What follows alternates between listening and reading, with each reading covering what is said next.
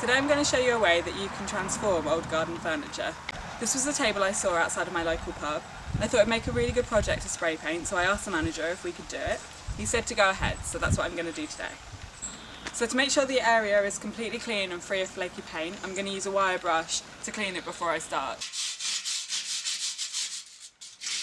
So after you scrubbed it with a wire brush, just wipe it over with a damp cloth to make sure that there is no paint dust on it. Okay, so I've put down a dust sheet and I'm going to prime the table first as there's a lot of bare metal, so it's always best to do that. Make sure to always read the instructions and shake it before you use it.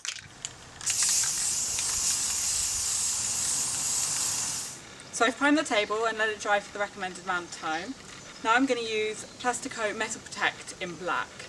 Always remember to read the instructions before you start and shake the can for a minute before you use it, and then you're ready to go.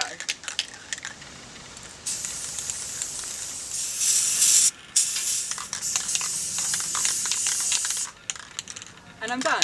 When you spray things like this, just make sure you get it from lots of different angles. Then just make sure you let it completely dry, and it looks amazing and it should last really well.